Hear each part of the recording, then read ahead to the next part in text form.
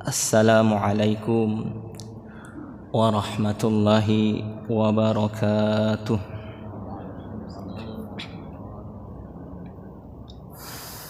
Innal hamdalillah nahmaduhu wa nasta'inuhu wa nastaghfiruh wa na'udzu billahi min syururi anfusina wa min sayyiati a'malina.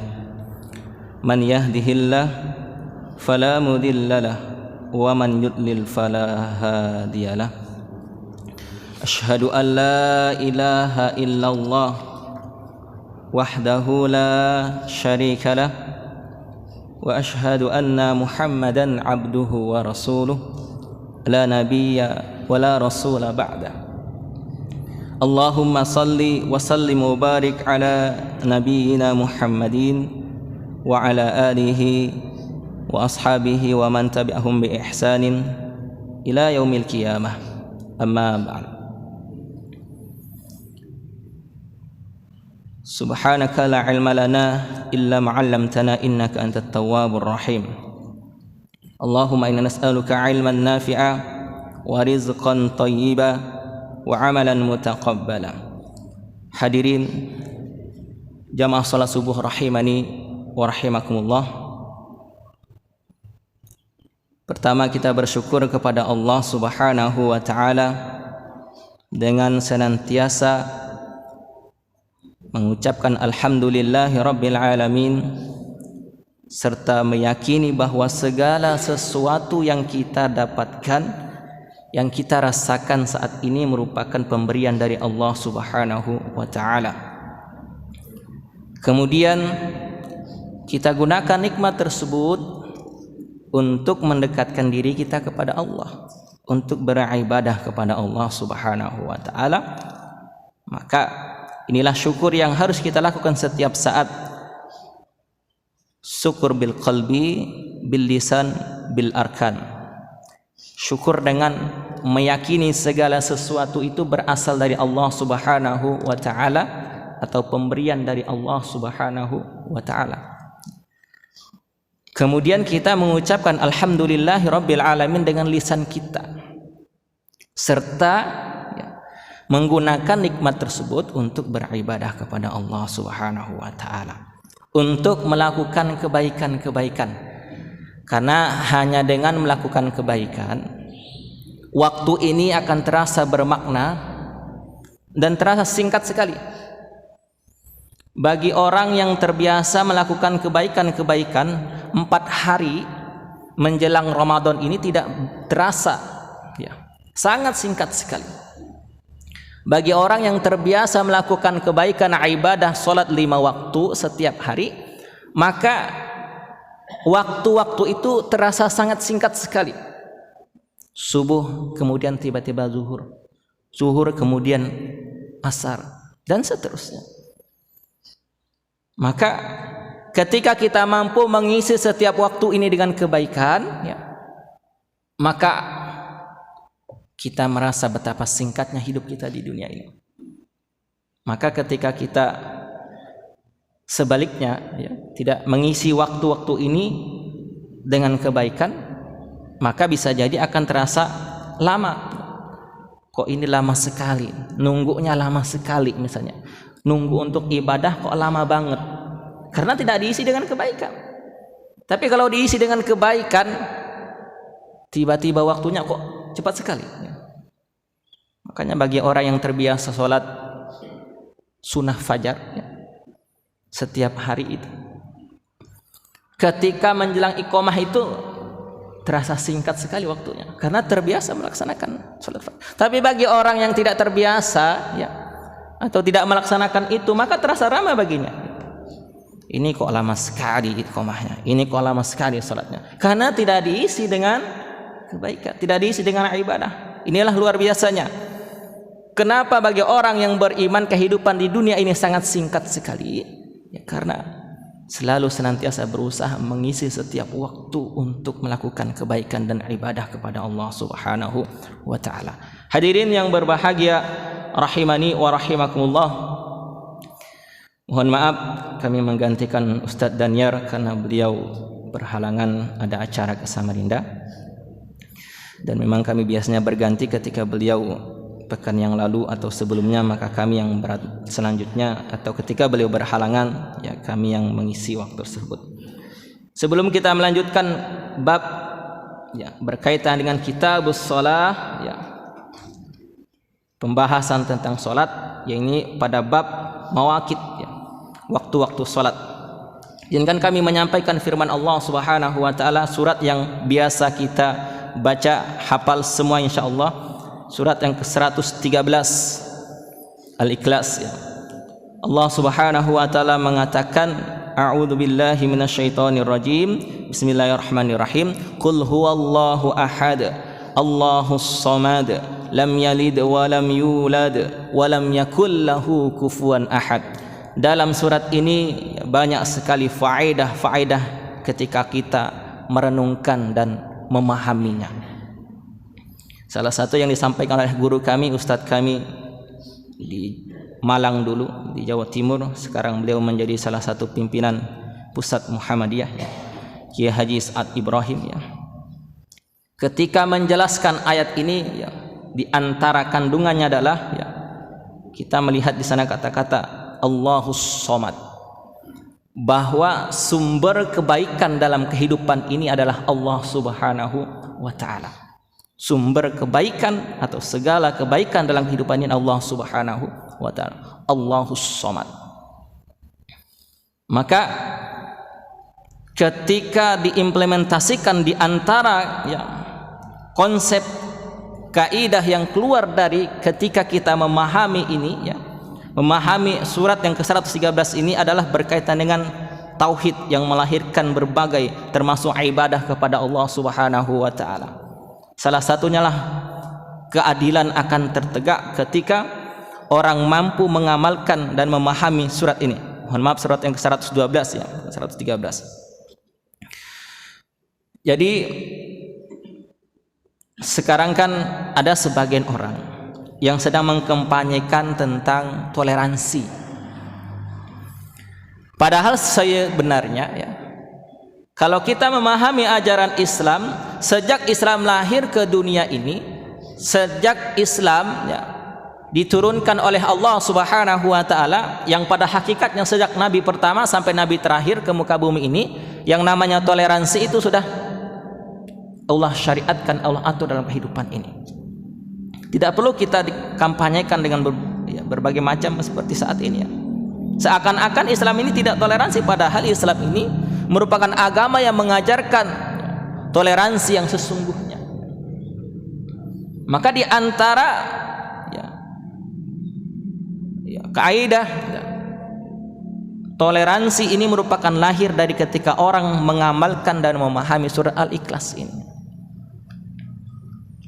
Apa bentuk toleransi tersebut? Ya, yaitu meninggikan Allah Subhanahu wa taala dan menyamaratakan yang namanya makhluk.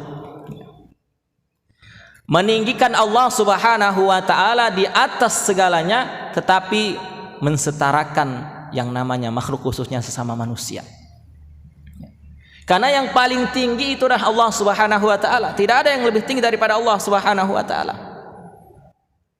Dan yang berada di bawah Allah Subhanahu wa taala, khususnya bernama makhluk ini, manusia ini, ya, sama di hadapan Allah Subhanahu wa taala, kecuali nanti yang menentukan adalah ketaatan dan ibadahnya kepada Allah. Itu yang menentukan nanti berapa nilainya di hadapan Allah Subhanahu wa taala. Maka kalau kita melihat para sahabat, ya, Nabi kita Nabi Muhammad SAW, dulu dua kekuasaan besar, ya, di zaman Nabi, para sahabat, Romawi dan Persia. Ketika Romawi berkuasa, maka mereka itu memaksakan agama Nasrani, ya, kepada wilayah orang yang mereka taklukkan. Begitu juga Persia, ya. Ketika mereka menguasai suatu wilayah, suatu negara, maka mereka memaksakan agama Zoroaster, ya, atau Zarathustra, ya, memaksakan agama. Tapi ketika Islam yang menguasai suatu wilayah, ya, tidak dilakukan hal yang semacam itu. Inilah bentuk, ya, toleransi yang kadang-kadang dilupakan oleh manusia saat ini, ya. Bahkan kasus ketika sahabat mulia Umar bin Khattab radhiyallahu an menguasai ya Palestina pada zaman kekhalifahan Umar bin Khattab radhiyallahu an. Ketika beliau datang ke sana ya, kemudian orang Yahudi mengatakan, ataupun Umar bin Khattab bertanya, di mana ya, kuil yang pernah dibangun di zaman Nabi Sulaiman ya, Solomon Temple ya. Apa kata orang Yahudi ya, pemuka agama Yahudi? Saat ini tidak ada lagi itu. Kenapa? Karena digunakan untuk tempat pembuangan terakhir. Maka Umar bin Khattab marah dan memerintahkan kepada prajuritnya, bersihkan tempat tersebut dan kembalikan kepada orang Yahudi. Apa kata Umar bin Khattab? Orang Yahudi beribadah di tempat ibadahnya, orang Nasrani beribadah di tempatnya, orang Islam beribadah di tempat ibadahnya orang Islam. Ini sikap Umar bin Khattab radhiyallahu anhu. Maka kalau misalnya ada orang bersih-bersih ya di tempat ibadah lain, yaitu sejak zaman Umar bin Khattab juga dilakukan yang semacam itu. Bukan hanya sekarang, Pak. Bukan hanya yang viral di video-video itu. Zaman Umar bin Khattab pun Umar bin Khattab memerintahkan prajuritnya untuk membersihkan Solomon Temple ya. Karena pada saat itu digunakan untuk pembuangan terakhir. Hadirin yang berbahagia rahimani wa rahimakumullah. Kita lanjutkan pembahasan kita terkait mawaqit ya. Mawaqit shalah ya, mawaqit as-shalah berkaitan dengan waktu-waktu salat. Tidak semua ya, tidak semua yang kita bahas yang penting-penting saja ya, karena memang sudah kita maklumin bahwa waktu salat di zaman kita sekarang ini tentu ya lebih mudah dibandingkan zaman dulu ya, atau di tempat yang ketika mungkin kita tidak memiliki jam atau ya waktu sholat yang sudah modern seperti saat ini. Saya akan menyampaikan satu hadis saja ya, sebagai pengingat bagi kita ataupun kembali kita mengingatnya berkaitan dengan waktu sholat yang 5 itu dalam hadis ya, dalam hadis, bukan yang kita amalkan sekarang, bukan yang kita terapkan sekarang ya. Yakni hadis dari Jabir radhiyallahu anhu. An Jabir ibn Abdullah radhiyallahu anhuma qol, dari Jabir bin Abdullah radhiyallahu an, dia berkata, kana Nabi sallallahu alaihi wasallam yusalli adh-dhuhra bil hajirah. Biasanya Nabi sallallahu alaihi wasallam salat zuhur ketika matahari sedang panas-panasnya. Nah, ini waktu salat yang dilakukan oleh Nabi sallallahu alaihi wasallam, dan patokannya adalah ketika keadaan sinar matahari sangat panas ya. Penjelasannya ya berdasarkan keterangan hadis yang lain dan juga menurut para ulama adalah waktu zuhur itu ketika tergelincirnya matahari ke arah barat ya. Yaitu ketika sebuah benda, bukan pakai kayu ya, tancapkan kayu, benda itu sudah ya memiliki bayang-bayang ya. Itu di zaman Nabi ya, ataupun di zaman yang belum ada waktu seperti saya saat ini. Kemudian wal asra wasyamsu naqiyah ya. Dan mengerjakan sholat asar ketika bercahaya bersih ya. Penjelasan ulama mengatakan juga adalah ketika berakhirnya sholat zuhur, yakni sebuah bayangan sama panjang dengan benda tersebut, itu berakhirnya sholat zuhur ya. Nah, maka masuk asalnya adalah ketika bayangan benda ini sudah lebih panjang daripada bendanya. Jadi ini waktu asar ya. Ini ukuran kalau kita tidak memiliki jam ataupun di tempat tertentu ya. Dan ini pun pada zaman dulu sebelum ada timer seperti ini ya, sebelum ada jam waktu pembagian waktu sholat itu. Wal maghriba idza wajabat, dan mengerjakan sholat maghrib ya ketika matahari terbenam. Nah, penjelasannya adalah ketika matahari ya terbenam hingga cahaya merah ya hilang atau syafaq gitu ya, maka itu adalah waktu maghrib. Dan yang terakhir adalah waktu isya ya. wal isya'a ahyanan wa ahyanan, ya. Dan mengerjakan salat isya sewaktu-waktu idza ra'ahum istama'u ajjala, ya. Apabila beliau melihat para sahabat telah berkumpul, ya, para jamaah telah berkumpul, maka beliau akan menyegerakan salat isya. Wa idza ra'ahum abta'u akhar, ya. Dan apabila para jamaah atau para sahabat belum berkumpul, maka beliau mengakhirkan sholat isya. Nah, di dalam hadis ini, ya, dijelaskan antara, ya, cara beliau, ya, di antara cara beliau mengerjakan sholat isya.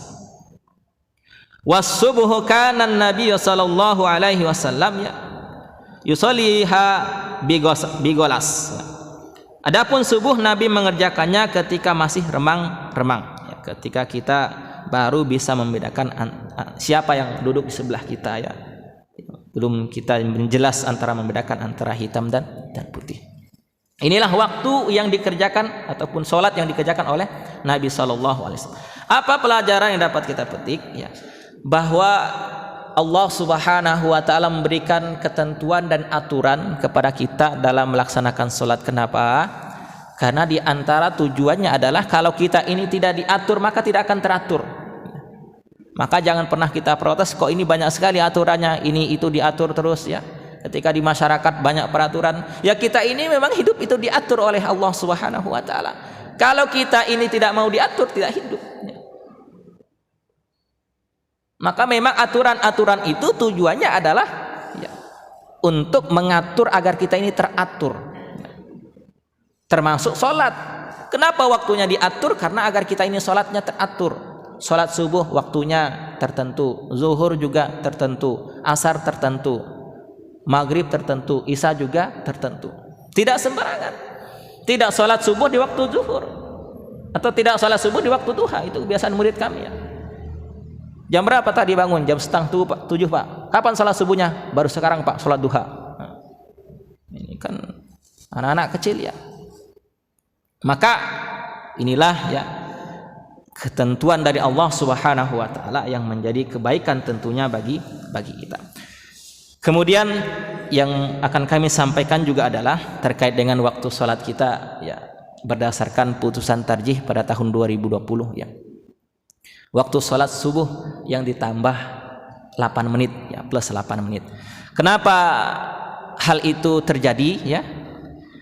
Dulu memang kami ketika kuliah di UMM Malang, ya, di antara dosen yang mengajar kami itu adalah syekh dari Timur Tengah, dari Mekah, Madinah. Jadi dosen yang mengajarkan pelajaran bahasa Arabnya langsung orang Arab langsung datang ke Indonesia, dan beliau tidak bisa berbahasa Indonesia. Jika kita ngajar full menggunakan bahasa Arab. Nah, para dosen dari Timur Tengah ini ketika melihat waktu sholat subuh di Indonesia, ya, mempertanyakan, kok di Indonesia ini sholat subuhnya pagi sekali, ya. Sehingga apa? Ya, ketika mendengar pertanyaan semacam itu, maka majelis tarjih, ya, kemudian melakukan penelitian lewat lembaga, ya, yang berkaitan dengan lembaga falak atau hisab di Muhammadiyah. Yang awalnya dipnya atau ketinggian mataharinya 20 derajat, ya. Ini yang digunakan pemerintah sekarang 20 derajat, ya. Itu waktu subuhnya sebagaimana jadwal yang di pemerintah itu, yang dari Kemenak itu, ya. 20 derajat minus 20 derajat, ya. Minus 20 derajat. Artinya apa? 20 derajat di bawah ufuk. Dan sampai nanti terbit, ya. Itu waktu subuh. Kemudian, ya, setelah diteliti oleh lembaga hisab dan falak Muhammadiyah, ya, dengan berbagai alat yang sudah canggih, ya, dan juga perhitungan sebagaimana untuk menghitung awal bulan Ramadan, akhir bulan Ramadan, kemudian sholat Idul Adha, menghitung terkait dengan peristiwa gerhana matahari, gerhana bulannya, yang insya Allah selama ini yang saya temui dan ketahui, ya, insya Allah keakuratannya bisa dipertanggungjawabkannya. Jadi yang awalnya minus 20 derajat berubah menjadi minus 18 derajat, ya. Sehingga apa? 2 derajat ini ternyata selisihnya menjadi 8 menit. Dan minus 18 derajat ini tidak hanya di Muhammadiyah yang menggunakan, negara Malaysia ya, Australia, Perancis, Turki dan sebagainya juga menggunakan kriteria ini, bahwa waktu subuh itu dimulai ketika matahari ya berada di minus 18 derajat di bawah ufuk.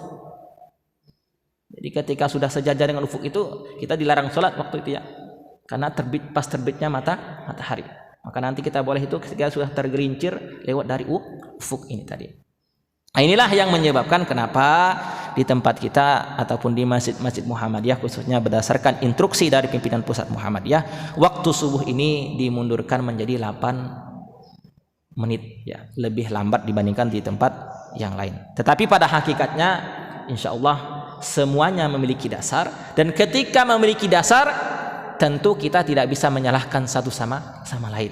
Nah, ini yang tidak diperbolehkan. Salah satu komentar dari pimpinan pusat juga ketika ada yang mengatakan metode yang digunakan oleh Muhammadiyah ini metode yang kuno, metode yang usang ya.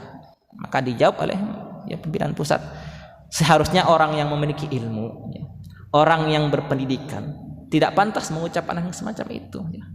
Karena itu merupakan ungkapan provokatif ya, ungkapan negatif ya, yang seharusnya seorang yang berilmu itu menghargai perbedaan satu sama lain, dan ini merupakan perkara yang bersifat furu'iyah ya,